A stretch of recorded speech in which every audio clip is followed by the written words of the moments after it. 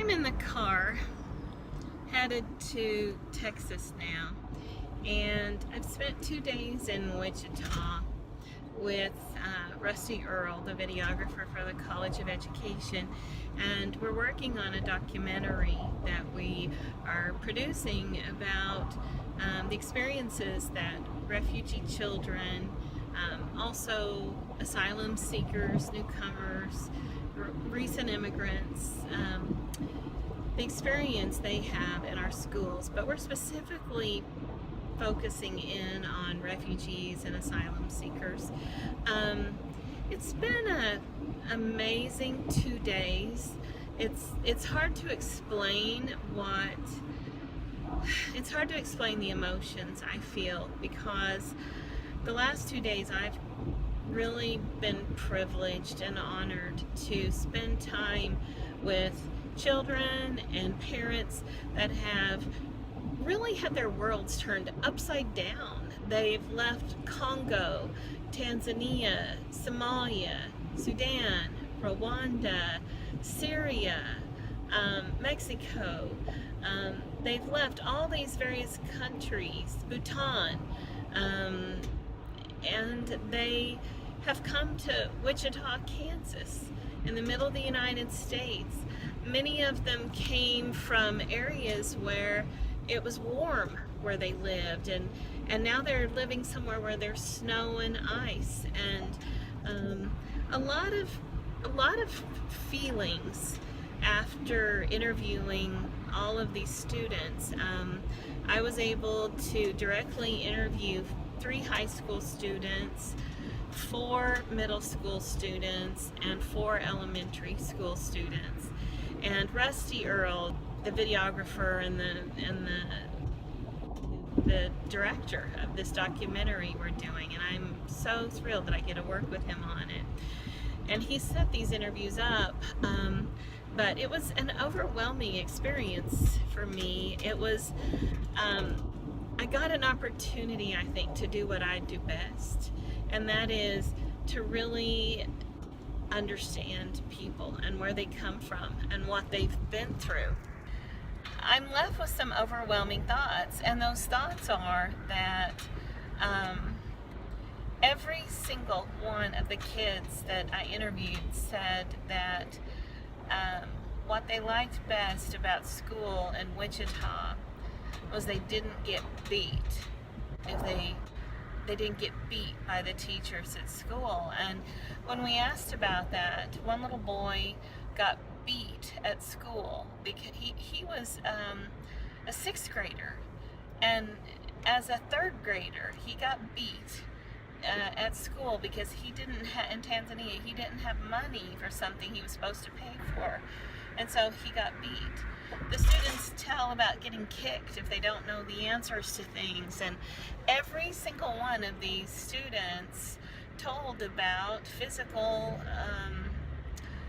punishment in the schools they came from, and this was just so surprising to me. And these children were scared their first week at their new school, all of them, but they made friends.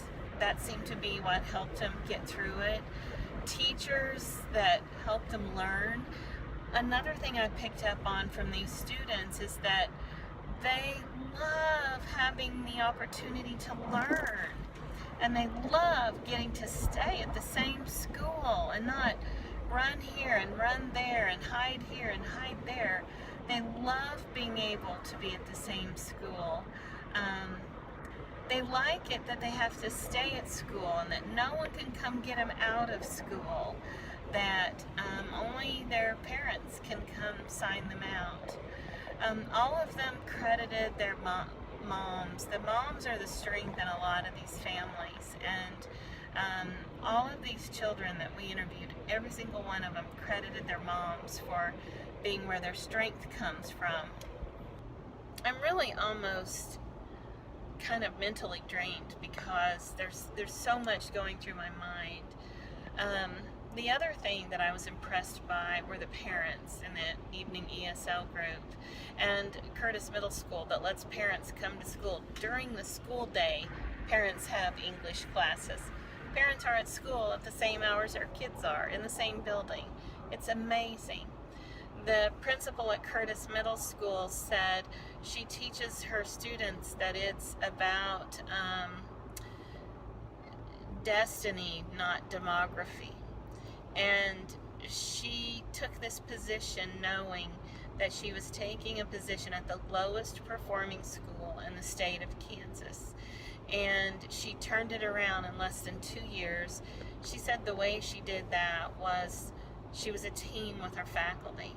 That no administrator can run a school by themselves, and that the best administrators know that 100% of their faculty have to be included in their decisions and leadership and what's done. And boy, I respect her for that.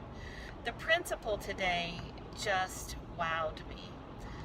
This woman is dedicating her life to creating a community at Curtis Middle School, a school of 2,000 students. 900 of them are newcomers from other countries. A lot of those are designated refugees. So this school was full of positive images, hundreds of positive images all over the walls, and the doors were decorated for colleges and universities, and it was just a place you felt good. It was joyous and happy, and that's exactly what the principal wants. She wants that to be how the school feels. We asked the students if there was something their teachers could do better to help them.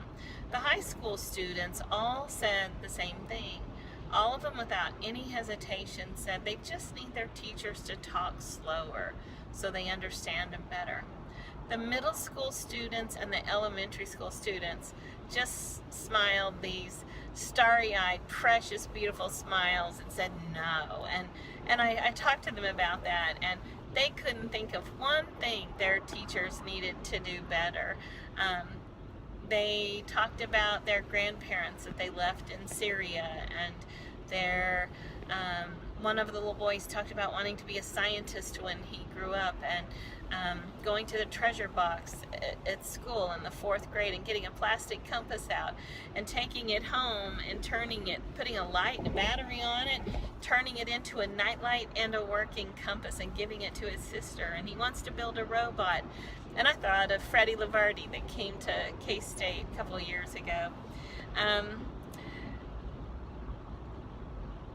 I just spent 2 days with what I consider to be the best of humanity. The best of humanity. And the interesting thing is a lot of these kids came out of places where they saw the worst of humanity. And I'm just really thankful today that I'm a teacher. I'm really thankful for the life I've had here in the United States. I'm sad that not everyone gets to have that kind of life. I'm sad that every kid didn't grow up the way I did in a nice, peaceful, calm little town in western Kansas.